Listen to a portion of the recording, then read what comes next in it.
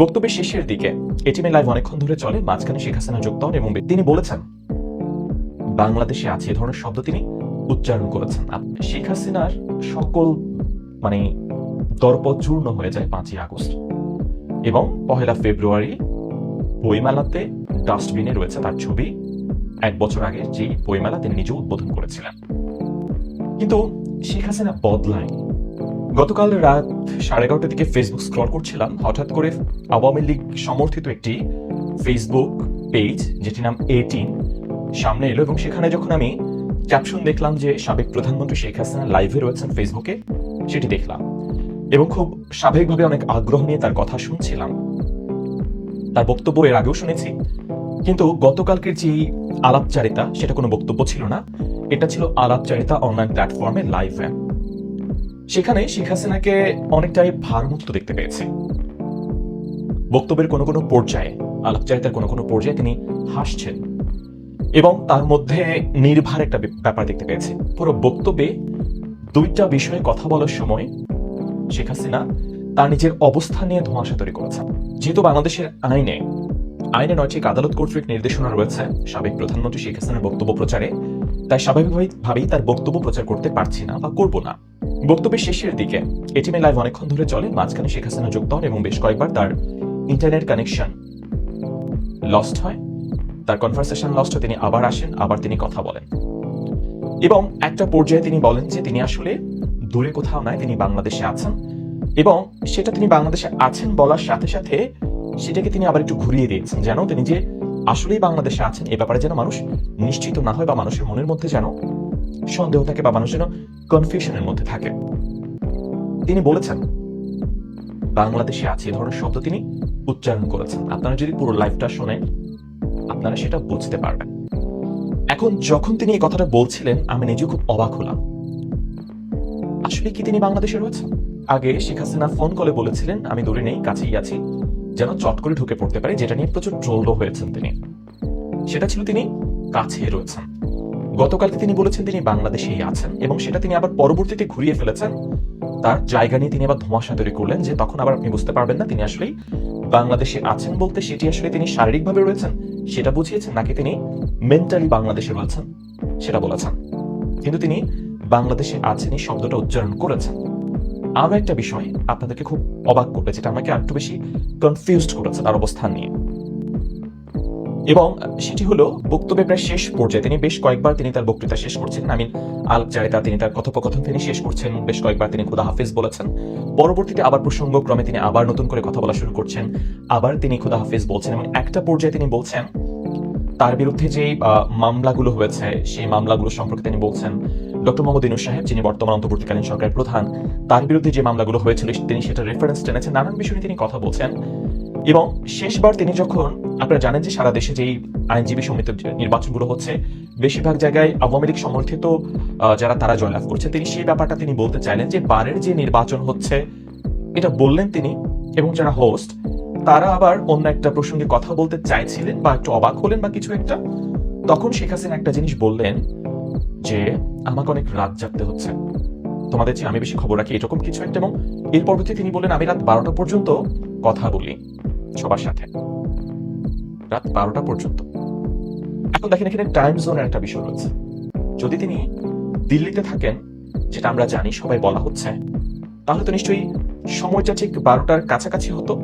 তিনি কথা বলা শেষ করতে চাইলেন, তিনি টাইমটাও নির্দেশ করলেন কথা বলতে গিয়ে, সেখানে তিনি বলছেন যে তিনি 12টা পর্যন্ত কথা বলবেন বা বলছেন, বা এই যে তিনি লাইভে যুক্ত হলেন এটিএম এর সঙ্গে সেটার জন্য তিনি 12টা পর্যন্ত সময় তিনি ফিক্সড করেছেন, বা তিনি 12টা পর্যন্ত এখানে বক্তৃতা করবেন বা তিনি কথা বলবেন। এবং এই 12টা কিন্তু আসলেই দেখলাম তখন আমাদের ঘড়িতে 12টা বাজতে চলেছে, মানে 12টার আশেপাশে এই বক্তৃতাটুকু তিনি যখন বক্তৃতা করছিলেন।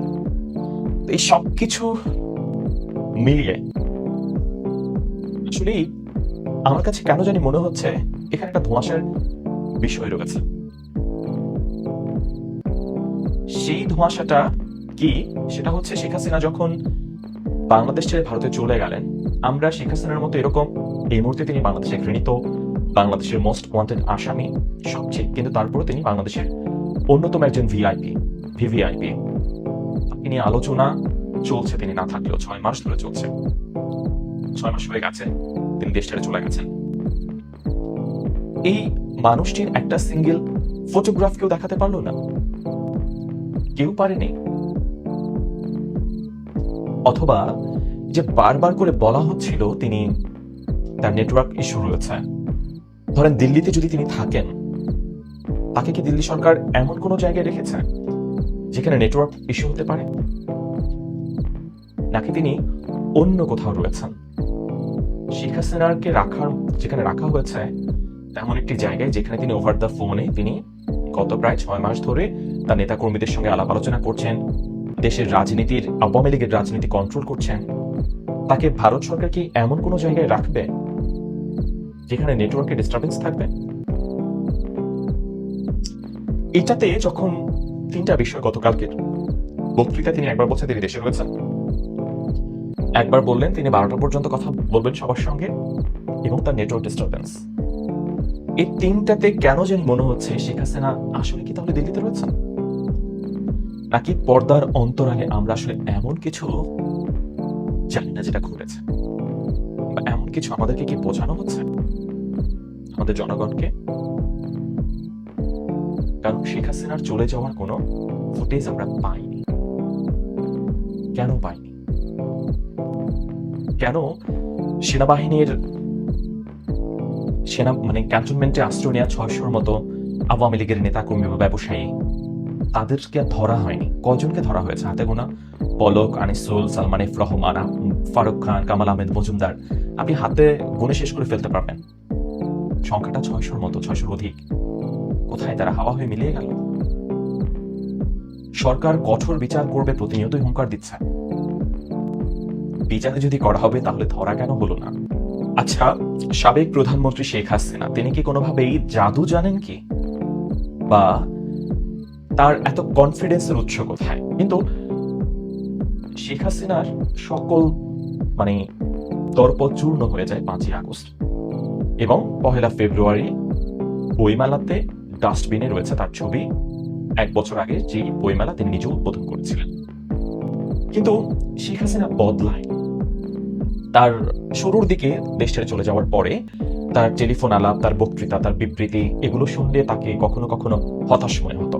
এবং তার একটি কথোপকথনে তিনি বলছিলেন তিনি দেশ ছাড়া, মানুষ ছাড়া তার খারাপ লাগছে, তিনি কাঁদছিলেন। ব্যক্তিগতভাবে আমি কোনো নেতা যখন কাঁদেন তাকে আমার সবচেয়ে দুর্বলতম মনে হয় যে নেতাদের কাঁদা উচিত নয়। এটা আমার পার্সোনাল পারসেপশন, আপনাদের ভিন্ন হতে পারে, যে নেতাদের আসলে কাঁদা উচিত না, কারণ তাদের পেছনে লক্ষ কোটি মানুষ থাকে। নেতারা যদি কেঁদে ফেলেন, লক্ষ কোটি জনতা তারা মনোবল হারান এবং নেতারা ধীরে ধীরে দুর্বলতম হয়ে পড়েন, এবং তার সমর্থকদের কাছে তিনি দুর্বলতম নেতা হিসেবে উপস্থাপিত হন। এবং এটা কোনো নেতার জন্যই পজিটিভ কোনো সাইন, যেটা আমি বিলিভ করি।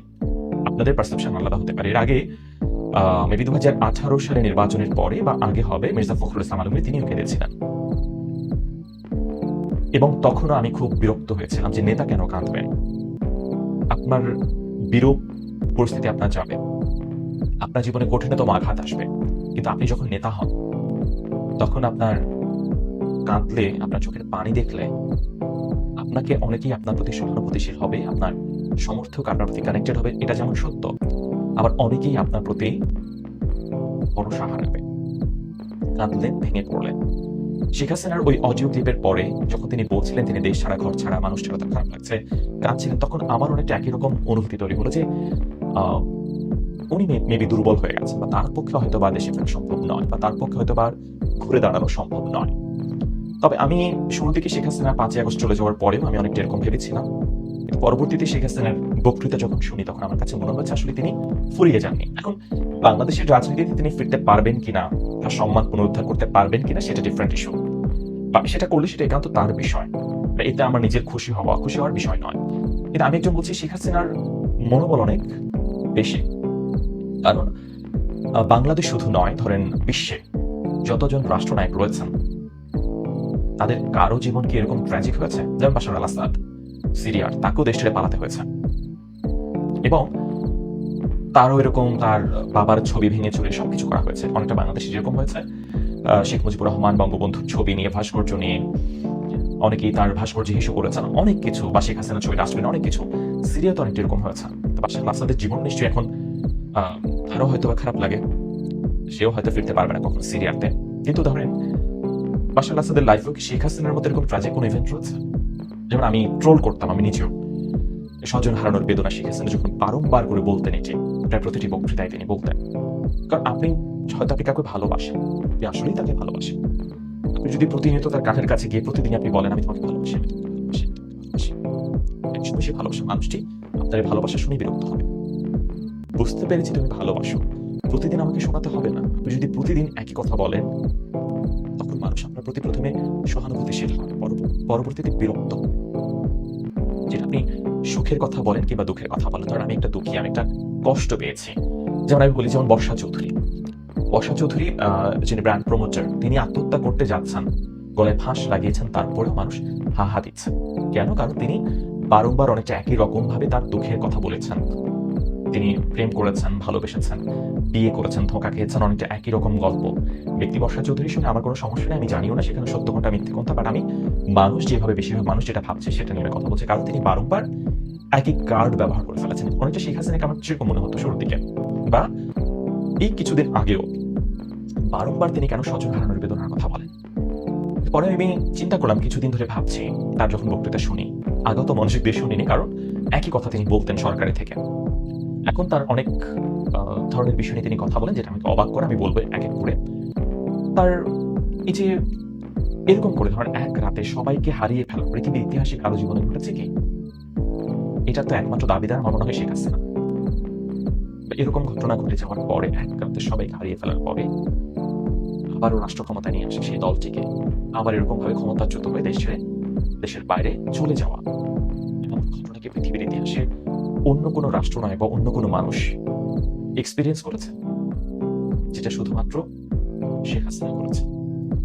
এবং ইট মেক্স হার স্ট্রংগেস্ট। কারণ ৭৫-এর ঘটনার পরে যেভাবে কামব্যাক করেছে শেখ হাসিনা, তার কাছে ২০২৪ কিছুই না। সে কারণে আমরা তাকে গান গাইতে শুনি, তো চিজ ভেরি হে মাস্ত মাস্ত, এবং মানুষ তার সমর্থকের আনন্দে উদ্বেলিত হয়। আরেকটা বিষয়, তার এই পুরো আলাপচারিতা জুড়ে, যেমন আমি নিকট অতীতে বা গত ১.৫ দশক ধরে আমি ধরেন আওয়ামী লীগ তো ক্ষমতায়, আওয়ামী লীগের কথা বাদ দিয়ে আওয়ামী লীগ বিরোধী যে রাজনৈতিক শক্তিগুলো মাঠে ছিল, আমি যদি বিএনপির কথা বলি, আমি তাদের মুখে বেশিরভাগ শুনতাম সেটা হচ্ছে বেগম খালেদা জিয়ার মুক্তি, দ্রুত নির্বাচন দেওয়া, দ্রব্যমূল্যের দাম কমানো, বা শেখ হাসিনার পদত্যাগ, বা একটি তত্ত্বাবধায়ক সরকার ব্যবস্থা প্রণয়ন করা, এগুলো আমি শুনেছি। এবং সবকিছু মূলত বলা যায় একেবারেই ক্ষমতায় যাওয়ার জন্য বলা যায়। বিএনপির যে দাবি, তত্ত্বাবধায়ক সরকার যেন নির্বাচন সুষ্ঠু হয়, যেন ক্ষমতায় যেতে পারে, মানে ওই কেন্দ্রিক বক্তব্যগুলো। কখনো আমি জানি না, হয়তো আমি ভুল করতে পারি, যেমন বিএনপি বলছে যে খেটে খাওয়া সাধারণ মানুষের কাছে যাও, তাদের দুঃখ লাঘব করো। শীত আসছে, আমি জানি না তারেক রহমান বলেছেন কিনা, বা বলতেও পারেন, আমি হয়তো মিস করে গিয়েছি, আপনারা নিশ্চয়ই বলবেন কমেন্ট বক্সে। এবং আমি দুঃখিত, তিনি যদি বলেও থাকেন, তিনি বললে সেটা আমার না জানা, বাট আমি ওরকম ভাবে বিএনপির কাছ থেকে শুনিনি যে শীতার্তদের মাঝে কম্বল দাও, এবং সেটা খুব আন্তরিকতা নিয়ে, যখন আপনি এত বড় বিপদের মধ্যে থাকেন। এবং এটা আমি গতকালকে শেখ হাসিনাকে বারবার বলতে শুনেছি, তার নেতাকর্মীদেরকে তিনি বলছেন, যারা অসহায় রয়েছে, গরিব রয়েছে, দুঃখী রয়েছে, তাদের পাশে দাঁড়াও, তাদের কাছে যাও। এবং এটা আমাকে চমৎকৃত করেছে। এবং তখন আমার কাছে মনে হয়েছে এই মুহূর্তে তার অনেক অ্যাঙ্গার থাকার কথা, অনেক রেগে থাকার কথা, অনেক প্রতিশোধ পরায়ণ স্পৃহা থাকার কথা, এবং সেসব তার রয়েছে। তার বক্তৃতায় সেসবও শুনতে পেয়েছি। কিন্তু তারপরে আমরা দেখলাম গরিব সাধারণ মানুষের পাশে দাঁড়ানোর জন্য তার নেতাকর্মীদেরকে তিনি বারংবার করে নির্দেশনা দিচ্ছেন। এটা আমাকে খুব ভালো একটা বোধ দিয়েছে আমাকে। এবং তিনি যে বর্তমান সরকারের নেয়া নানান পদক্ষেপের তিনি কড়া সমালোচনা করেছেন, এবং সেগুলো রাজনৈতিক হতে পারে, তার রাজনৈতিক প্রতিপক্ষ, মানে রাজনীতির প্রতিপক্ষ বাদ দিয়ে আমি শুধু সাধারণ খেটে খাওয়া মানুষের কথা তিনি যেভাবে বলছিলেন তার নেতাকর্মীদেরকে, এটা আমাকে অবাক করেছে। এবং তার মনোবল শেষের দিকে এসে, আমি সেই কথাগুলো বলবো না, কারণ তার বক্তৃতা প্রচার করা আইনত নিষেধাজ্ঞা রয়েছে আদালত কর্তৃক, এবং আমাদের সীমাবদ্ধতার কথাও আপনারা নিশ্চয়ই জানেন। তিনি শেষের দিকে এসে বর্তমান পরিস্থিতি তিনি উত্তরণ ঘটাবেন, এবং তিনি কি করে তিনি সেটা উত্তরণ ঘটাবেন, তিনি কি করে তার নেতাকর্মীদেরকে আশ্বস্ত করছেন বা কনফিডেন্স যোগাচ্ছেন, সে ব্যাপারটা তিনি যখন বলছিলেন বর্তমান সরকার প্রধান নিয়ে, বর্তমান সরকারের ব্যবস্থা নিয়ে, এবং তিনি সবকিছু নিয়ে জানেন। তিনি বর্তমান ছাত্রনেতা সমন্বয়ক যারা বিয়ে করেছেন তাদের নিয়েও তিনি কথা বলেছেন, এবং বিয়ের ঘটনাগুলো তিনি বলছেন। এবং এই ব্যাপারগুলো যেটা মনে হচ্ছে যে আসলে তিনি হয়তো বা দেশের বাইরে রয়েছেন, তারপর দেশের কোথায় কি ঘটছে পুঙ্খানুপুঙ্খ ভাবে সবকিছু তার নখ দর্পণে তিনি শুধু সময়ের অপেক্ষা করছেন।